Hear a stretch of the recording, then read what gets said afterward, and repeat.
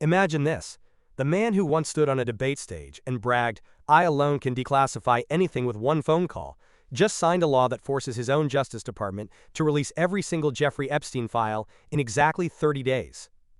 After fighting it for months, after calling the whole thing a Democrat hoax, after his own speaker begged the Senate to slow it down, why the total 180? And more importantly, is he handing us the biggest political nuke in history, or did he just pull the pin and keep the grenade in his pocket? This is Libo News. Today is November 20th, 2025. And right now, every power broker in Washington is asking the same question under their breath. When those files drop, whose life ends first? Let's not waste a single second.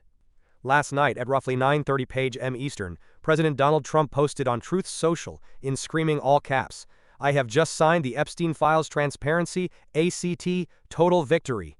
He listed Bill Clinton's 26 flights on the Lolita Express. He named Larry Summers, Reid Hoffman, Leon Botstein. He framed it like he was the one forcing transparency. But here's what his post conveniently left out. This is the exact same bill he spent the last 4 months trying to kill behind closed doors. The same bill House Speaker Mike Johnson called deeply disappointing literally 12 hours before Trump signed it. The same bill that passed the House 427 to 1. 427 to 1. In a Congress that can't agree the sky is blue, you had Marjorie Taylor Greene high-fiving survivors while AOC clapped in the background. You had Thomas Massie, Lauren Boebert, Nancy Mace, and every single Democrat signing a discharge petition, a legislative suicide bomb, to bypass leadership and force the vote. Victims were in the gallery, sobbing as the board lit up green.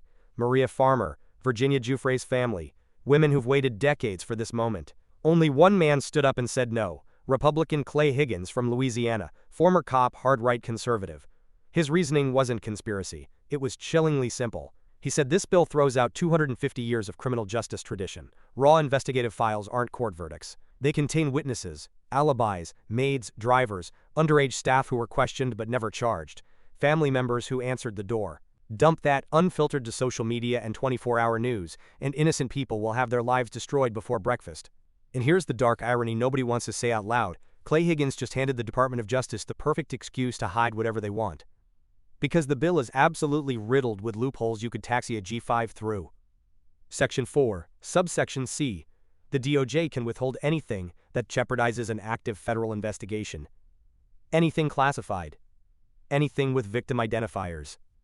Anything involving child sexual abuse material. Obviously correct. But active investigation? That phrase is pure gold for whoever controls the DOJ. Now let's hit rewind 7 days. For years the official line was, Epstein killed himself. No client list. Case closed. Then, literally 1 week ago, Attorney General Pam Bondi walks to the podium and announces she's reopening investigations into several high-profile Democrats named in Epstein's emails. Investigations the FBI closed years earlier for zero evidence. Do you see the chess move? As long as those probes are stamped active, every explosive document touching those Democrats can be legally withheld. And if tomorrow they decide a Republican donor needs protection, they just open a new active file. Bondi stood there yesterday and promised maximum transparency consistent with protecting victims. Translation, we decide what you see. Senator Tom Tillis, Republican from North Carolina, summed it up on CNN with 4 words. Just release the damn files. But that's not how this game works. So let's talk about what actually lands on December 19th, or whenever they feel like it. I'm gonna paint 2 futures for you. 2 very different Decembers. Future A, the Avalanche. The DOJ, under unbearable public pressure, dumps everything at once. 500,000 pages. Flight logs with passenger names unredacted except minors. Bank wires from Palm Beach to the Virgin Islands. Black books. Video depositions. The infamous CDs labeled, young name plus name, that FBI agents found in the New York safe. We learn who took private helicopters from St. Thomas to Little St. James on the days the staff were sent home. We learn which politicians called Epstein after he got out of prison in 2009. We learn why certain names appear in the logs, but never faced a single question. Careers don't just end, entire legacies evaporate overnight. International alliances fracture. A former president, maybe more than one, has to lawyer up before New Year's. Trust in every institution drops another 20 points. That's the future the survivors are praying for. Future B, the Friday night redactathon. This is the one Vegas would bet the house on. December 19th falls on a Thursday this year. Watch them push it to Friday at 5 p.m. Eastern, right before Christmas travel. 10,000 pages go live on a clunky DOJ website, 92% black bars. Every interesting name replaced with Individual 1, Foreign Leader A, well-known scientist. A press release says, substantial release completed, further documents under review to protect ongoing investigations and victim privacy. Cable news screams for 72 hours, then everyone flies home for eggnog. Both parties claim total victory. Trump tweets, "See? Mostly Democrats." Schumer holds a press conference. Republicans block the real files. And the real architecture of power stays exactly where it's always been, untouched. Because here's the part that keeps me up at night. Epstein didn't run a partisan ring. He ran an intelligence-adjacent influence operation disguised as a honey trap. Republicans flew, Democrats flew, British royals flew, Israeli prime ministers sent their top scientists, Nobel Prize winners flew, Hollywood A-listers, Wall Street titans, at least one astronaut. The passenger logs we've already seen, read like the Davos guest list, with a side of Victoria's Secret.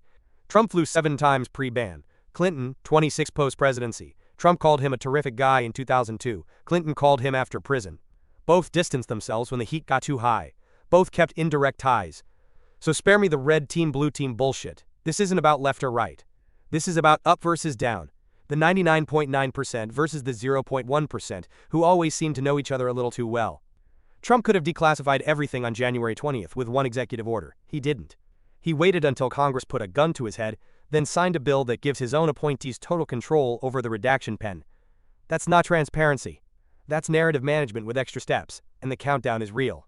30 days, 720 hours, 43,200 minutes. Every single one of them being used right now inside Main Justice to decide whose name gets black ink and whose name gets spotlight. So here's my final question. The one I want you to carry with you until December 19th. When those files finally drop, redacted or not, who do you think bleeds the most? The Democrats Trump keeps naming to distract us? The Republicans who fought this bill harder than they fought any spending package? Or the third group, the ones neither side ever mentions out loud, the intelligence-adjacent billionaires, the foreign dignitaries, the people who don't run for office but own the people who do? Drop your prediction in the comments right now. No filter. Because in 30 days, we're either going to watch the biggest house cleaning in American history or the most elegant controlled demolition you've ever seen. Either way, we'll be right here when it happens. This is Libo News. Stay skeptical, stay awake, and whatever you do, don't blink on December 19th. We'll see you on the other side.